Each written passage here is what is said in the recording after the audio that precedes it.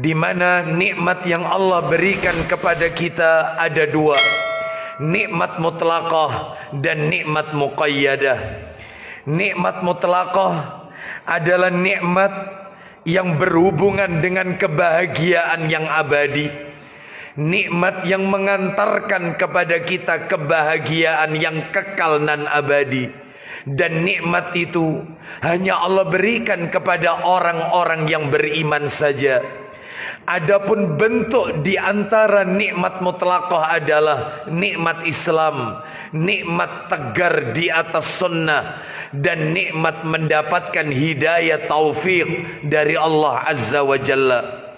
Adapun nikmat yang kedua adalah nikmat yang disebut dengan muqayyadah, nikmat yang nisbi, nikmat yang bentuknya sementara, yang Allah berikan bukan hanya orang-orang beriman, tetapi mereka orang-orang kafir pun juga Allah berikan nikmat muqayyadah atau nisbi, sementara. Di antara bentuk nikmat muqayyadah adalah sehat, lalu kemudian diberikan kemudahan mencari rizki, diberikan pasangan hidup yang baik, diberikan anak keturunan yang baik. Ini juga Allah berikan kepada mereka orang-orang kafir. Oleh karena itu kita wajib bersyukur kepada Allah bahwasanya Allah Subhanahu wa taala memberikan kepada kita dua kenikmatan tersebut, nikmat mutlaqah dan nikmat muqayyadah. Semoga Allah menjadikan kita hamba-hambanya yang pandai bersyukur atas karunia nikmat yang Allah berikan kepada kita. Ummatul Islam, kaum muslimin rahimani wa rahimakumullah. Berangkat dari firman Allah Subhanahu wa taala di dalam Al-Qur'anul Karim, tepatnya di surat yang ke-33 Al-Ahzab, di ayat yang ke-56. Dan saya yakin di antara kita semua sudah pada hafal ayat ini. Minimal ayat ini familiar di telinga kita. Allah Ta'ala berfirman di surat Al-Ahzab ayat 56, Innallaha wa malaikatahu yusalluna 'alan nabi ya ayyuhalladzina amanu sallu 'alaihi wa sallimu taslima. Yang artinya, sesungguhnya Allah dan para malaikat-malaikatnya bersolawat kepada Nabi. Wahai orang-orang yang beriman, ucapkanlah salam penghormatan dan solawat kepada Nabi. Ucapkanlah solawat dan salam penghormatan kepada Nabi. Ummatul Islam rahimani wa rahimakumullah. Ketika kita mendengar ayat ini, sesungguhnya Allah dan para malaikat-malaikatnya bersolawat kepada Nabi, maka akan muncul pertanyaan di dalam hati kita. Allah bersolawat, para malaikat bersolawat kepada Nabi. Tentu kita bertanya, apa yang dimaksud dengan solawat Allah dan solawat para malaikat? Jika kita membaca terjemahan di dalam Al-Quran, terjemahan Depak, maka selalu diartikan solawat Allah artinya Allah memberikan rahmat. Sedangkan para malaikat bersolawat maksudnya adalah para malaikat memohonkan ampunan untuk Nabi Sallallahu Alaihi Wasallam. Ummatul Islam rahimani wa rahimakumullah, ternyata ini adalah terjemahan yang salah. Sebagaimana disebutkan oleh Syekh Muhammad bin Saleh Al-Utsaimin rahimahullah dalam kitab Syarhul Mumti di juz yang ketiga di halaman yang ke-149, ternyata solawat itu tidak sama dengan rahmat. Solawat lebih spesial daripada rahmat. Tingkatan solawat itu lebih tinggi daripada rahmat. Dalilnya adalah bisa kita dapatkan di dalam Al-Quranul Karim. Allah berfirman di surat Al-Baqarah, surat yang kedua, di ayat yang ke-157, Allah menggandengkan lafaz solawat dengan rahmat di satu ayat. Solawat didahulukan, baru kemudian rahmat. Berarti tingkatan solawat lebih tinggi daripada rahmat. Allah berfirman, Al-Baqarah ayat 157, Ulaika alaihim salawatum mir rabbihim wa rahmah. Yang artinya, mereka itulah orang-orang yang memperoleh, lagi-lagi dalam terjemahan Depak diartikan, ampunan dan rahmat dari Tuhan mereka. Padahal arti yang sesungguhnya adalah ulaika alaihim salawatum mir rabbihim wa rahmah. Mereka itulah orang-orang yang memperoleh solawat dari Rabb mereka dan rahmat. Solawat dan rahmat disendirikan dalam ayat ini. Dan tingkatan solawat lebih tinggi daripada rahmatnya Allah Azza wa Jalla, karena diawali dengan solawat dan berikutnya dengan rahmat dalam ayat ini. Lalu yang benar kalau begitu, solawat Allah itu maksudnya apa? Allah bersolawat maknanya apa? Mari kita dengarkan perkataan Abul Aliyah rahimahullah. Beliau mengatakan, salatullahi sana'uhu alaihi indal malaika wa salatul malaikati ad-du'a. Artinya, solawat dari Allah maknanya adalah Allah memberikan pujian kepada seorang hamba di hadapan para malaikat-malaikatnya. Dan jika solawat itu datangnya dari malaikat, maknanya adalah malaikat mendoakan ampunan kepada Allah untuk hamba tersebut. Sehingga kembali ke ayat tadi, surat Al-Ahzab ayat 56, Innallaha wa malaikatahu yusalluna 'alan nabi. Sesungguhnya Allah bersolawat, Allah dan para malaikatnya bersolawat untuk Nabi. Maksudnya Allah memuji Nabi di hadapan para malaikat-malaikatnya, dan para malaikat mendoakan ampunan kepada Allah untuk Nabi Sallallahu Alaihi Wasallam. Berarti ini menunjukkan kepada kita kalau solawat itu datangnya dari Allah, maknanya adalah Allah memberikan pujian hamba-hambanya di hadapan para malaikat-malaikatnya.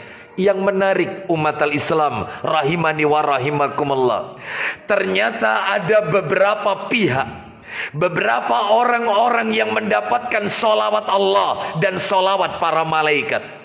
Mari kita dengarkan beberapa hadis Nabi Sallallahu Alaihi Wasallam. Di antaranya yang pertama adalah, yaitu hadis yang diriwayatkan oleh Imam Ahmad dan At-Tabrani dalam Sahih Targhib wa Tarhib, hadis yang ke-491, bersumber dari sahabat Abu Umamah Al-Bahili radhiyallahu an. Dia berkata, Nabi Sallallahu Alaihi Wasallam bersabda, Innallaha wa malaikatahu yusalluna ala saffil awal. Sesungguhnya Allah dan para malaikat-malaikatnya mengucapkan solawat untuk mereka yang berada di saf pertama ketika sholat berjamaah. Qalu, para sahabat bertanya, wa alasani ya Rasulullah, lalu bagaimana dengan saf yang kedua? Qala, Nabi menjawab, Innallaha wa malaikatahu yusalluna ala saffil awal. Sesungguhnya Allah dan para malaikat-malaikatnya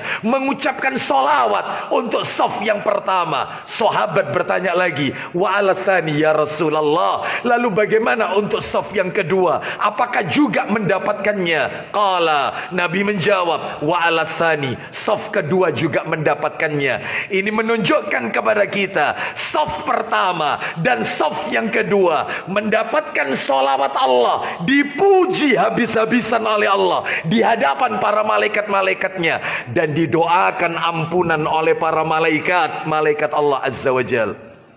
Mudah-mudahan kita semua termasuk di dalamnya. Lalu kemudian berikutnya umat al-Islam, orang yang kedua, disebutkan di dalam hadis riwayat Abu Dawud, dalam Sunan Abu Dawud. Hadis yang ke-676 dari Aisyah radhiyallahu anhuma, dia berkata, Nabi sallallahu alaihi wasallam bersabda, "Innallaha wa malaikatahu yusalluna ala mayaminis sufuf." Sesungguhnya Allah dan para malaikat-malaikatnya mengucapkan solawat untuk mereka yang berada di saf kanan, kanan kiblat, kanan imam. Mereka semua mendapatkannya, baik itu saf pertama, 2, 3, 4 dan seterusnya. Mereka mendapatkannya. Dipuji oleh Allah habis-habisan di hadapan para malaikat, dan didoakan ampunan oleh para malaikat-malaikat Allah Azza wa Jal. Orang yang ketiga, yaitu orang yang mendapatkan solawat Allah, dipuji oleh Allah, dan solawat malaikat, didoakan ampunan oleh para malaikat, adalah mereka yang ketika sholat berjamaah menyambung saf, menutup celah kosong dalam saf salat. Orang-orang yang suka merapatkan saf, menutup celah kosong dalam saf salat, maka mereka mendapatkannya. Dalilnya disebutkan di dalam hadis yang diriwayatkan oleh Imam Ahmad, Ibnu Majah, Ibnu Huzaimah, Ibnu Hibban dan Al-Hakim dalam kitab Sahih Targhib wa Tarhib. Hadis yang ke-501 dari Aisyah radhiyallahu anhuma, dia berkata, Nabi sallallahu alaihi wasallam bersabda, "Innallaha wa malaikatahu yusalluna 'alal ladzina siluna sufuf." Sesungguhnya Allah dan para malaikat-malaikatnya mengucapkan solawat bagi orang yang suka menutup celah kosong saf atau merapatkan saf. Siapapun mereka, sekalipun mereka berada di saf paling belakang, asalkan mereka terus menutup saf, merapatkan saf, mereka mendapatkan pujian Allah di hadapan para malaikat-malaikatnya, dan didoakan ampunan oleh para malaikat-malaikat Allah Azza wa Jal. Semoga kita semua mendapatkannya. Umat al-Islam rahimani wa rahimakumullah. Lalu kemudian orang yang keempat yang mendapatkan salawat Allah, dipuji oleh Allah di hadapan para malaikat, salawat malaikat, didoakan ampunan oleh malaikat, adalah orang yang memperbanyak membaca salawat kepada Nabi sallallahu alaihi wasallam, terutama di hari Jumat. Dalilnya adalah diriwayatkan oleh At-Tabrani dalam kitab Sahih Targhib wa Tarhib, hadis nomor 1662 dari sahabat Anas bin Malik radhiyallahu an. Dia berkata, Nabi sallallahu alaihi wasallam bersabda, aksirus salata alayya yaumal jumu'ah. Perbanyaklah salawat kepadaku pada hari Jumat. Fa innahu atani Jibril anifan an rabbih azza wa jal faqala. Karena sesungguhnya malaikat Jibril menemuiku, lalu dia menyampaikan pesan dari Rabbnya, lalu dia berkata, berarti ini termasuk hadis qudsi, firman Allah yang tidak termasuk di dalam Al-Quran. Allah berfirman, menyampaikan kepada malaikat Jibril. Apakah itu firman Allah, hadis qudsi ini? Ma'alal ardi min muslimin yusalli alaika marratan wahidatan illa sallaitu ana wa malaikati alaihi ashran. Tidaklah seorang muslim yang ada di muka bumi ini mengucapkan solawat kepadamu Muhammad satu kali, solawat kepadamu satu kali, melainkan aku, kata Allah, aku dan para malaikat-malaikatku bersolawat untuk orang itu 10 kali. Berarti ketika kita mengucapkan solawat kepada Nabi satu kali, Allah memuji kita 10 kali, malaikat mendoakan ampunan untuk kita 10 kali. Semakin banyak kita bersolawat, semakin sering kita dipuji oleh Allah Azza wa Jalla. Ini adalah bentuk apresiasi tertinggi yang Allah berikan kepada seorang hamba. Kalau kita senang dipuji oleh manusia, karena memang sifat dasar manusia adalah sering dielem, suka dielem, sering dipuji. apalagi dipuji di depan orang, maka dia tambah bangga. Lalu bagaimana kalau yang memuji adalah Rabb, Sang Pencipta, di hadapan seluruh para malaikat-malaikatnya? Berarti ini bentuk apresiasi yang tinggi yang Allah berikan kepada seorang hamba. Semoga kita semua mampu menjalankan apa yang Nabi ajarkan kepada kita. Salah satunya adalah memperbanyak sholawat kepada Nabi, khususnya di hari Jumat. Lalu kemudian yang kelima, umat al-Islam rahimani wa rahimakumullah, yaitu orang yang makan di waktu sahur. Orang yang makan di waktu sahur, maka dia mendapatkan sholawat Allah dan sholawat para malaikat.